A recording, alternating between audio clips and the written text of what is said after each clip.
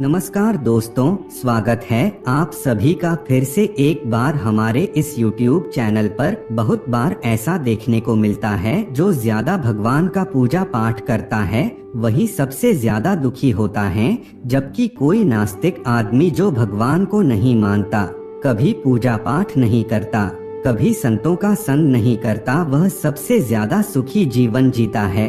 यह सब चीजें देखकर कभी कभी तो ऐसा लगता है कि भगवान ही गलत है, भगवान का न्याय ही गलत है। यह कोई कहानी नहीं है, ऐसा हर किसी के साथ होता है। दोस्तों, आज के इस वीडियो में हम आप लोगों को इसके पीछे के कारण के बारे में बताने वाले हैं। भगवान श्री कृष्ण ने स्वयं इसका उत्तर दिया है। आखिरी ज्यादा पूजा पाठ करने वाले लोग दुखी और परेशान क्यों रहते हैं? इसका उत्तर भगवान श्री कृष्ण ने श्रीमद्भागवत गीता के माध्यम से बड़ी स्पष्टता के साथ बताया है।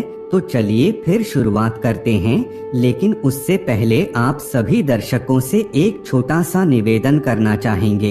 अगर आप चैनल पर पहली बार आए हैं तो सब्सक्राइब अवश्य कर लीजिए, जिससे आपको समय समय पर इसी प्रकार सनातन धर्म से संबंधित जानकारी प्राप्त होती रहे। दोस्तों, बात द्वापर युग की है, जब भगवान श्री कृष्ण और अर्जुन के बीच संवाद हो रहा था। तब अर्जुन ने भगवान श्री कृष्ण से पूछा कि हे माधव, जो लोग ज्यादा पूजा पाठ करते हैं वह ज्यादातर दुखी और परेशान रहते हैं, इसके पीछे क्या कारण है?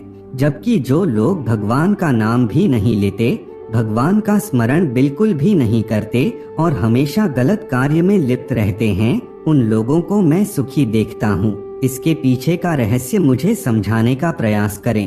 तब भगवान श्री कृष्ण ने एक छोटी सी कहानी के माध्यम से अर्जुन को इसका उत्तर दिया। आइए जानते हैं उस छोटी सी कहानी के बारे में। दोस्त, तो एक गुरु के दो चेले थे, दोनों ही पढ़े लिखे विद्वान थे। दोनों में फर्क सिर्फ इतना था, एक भगवान को मानने वाला था और दूसरा भगवान को न मानने वाला नास्तिक था। एक ऐसा था जहाँ पर भगवान की कथा होती थी, जहाँ सत्संग होता था, जहाँ भजन होता, वहाँ दौड़ के चला जाता और भगवान की पूजा पाठ करने लगता। दूसरा शिष्य इन सब चीजों से काफी दूर था। वह शराब पान भी करता था, वेश्याओं के साथ गमन करता था। सारी बुरी आदतें दूसरे शिष्य में थी। एक दिन क्या हुआ, एक शिष्य शराब पीकर अनाप शनाप बोलते हुए रास्ते में पैदल चलते हुए अपने घर को जा रहा था। अचानक उसको रास्ते में पैसों से भरा एक बैग मिल जाता है। उसकी खुशी का ठिकाना नहीं रहता। वह जोर जोर से चिल्लाते हुए सबको बताता, मुझे आज पैसों से भरी बैग की थैली मिल गई, मेरा जीवन सफल हो गया। इन पैसों से अपने जीवन की आवश्यकताओं की पूर्ति करूंगा। वही दूसरा मित्र मंदिर से भजन करते हुए अपने घर को जा रहा था। अचानक उसकी पैर में एक बड़ी कील चुभ जाती है, रक्त निकलने लगता है। ठीक उसी समय दूसरा शिष्य भी वहीं पहुंचता है और हंसते हुए उसको बोलने लगता है, क्यों, तुम ही हो ना जो सबसे ज्यादा पूजा पाठ करते हो, भगवान का भजन करते हो, क्या दिया तुम्हारे भगवान ने तुम्हें? मुझे देखो, मैं कभी मंदिर नहीं गया और ना ही मैंने कोई भी काम अच्छा नहीं किया। मेरे घर में भगवान का मंदिर भी नहीं है। मैंने कभी अपने घर में सत्यनारायण का कथा नहीं कराया, भगवान के सामने कभी माथा नहीं टेका। फिर भी मैं कितना संपन्न हूँ, अमीर हूँ, मेरे पास पैसों की कोई कमी नहीं है। सबसे ज्यादा सुखी जीवन में ही जी रहा हूँ। अच्छे शिष्य को उसकी बात चुभने लगी। उसने मन ही मन विचार किया, हाँ, यह तो सच बोल रहा है। मैं कितना पूजा करता हूँ मैं, और वह कुछ नहीं करता, फिर भी कितना सुखी है। इतना सोचते हुए वह अपने गुरु के पास चला जाता है और यही प्रश्न गुरु से करता है। गुरुजी मुस्कुराते हुए बोले, भगवान जो करते हैं अच्छे के लिए ही करते हैं। जिसकी जैसी योग्यता होती है उसको उसी के अनुसार फल देते हैं।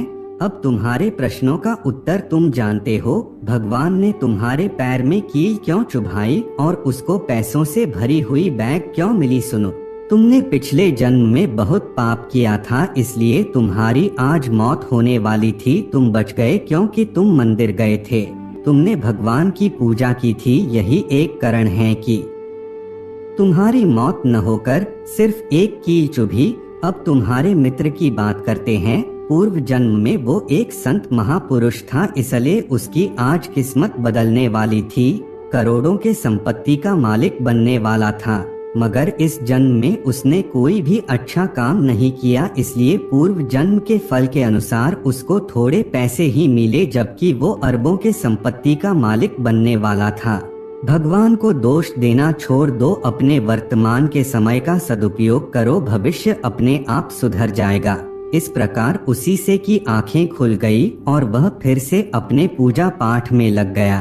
तो दोस्तों, आज के लिए बस इतना ही। हमें उम्मीद है जानकारी आपको पसंद आई होगी। फिर मिलते हैं एक नए और ताजा एपिसोड में। तब तक के लिए नमस्कार।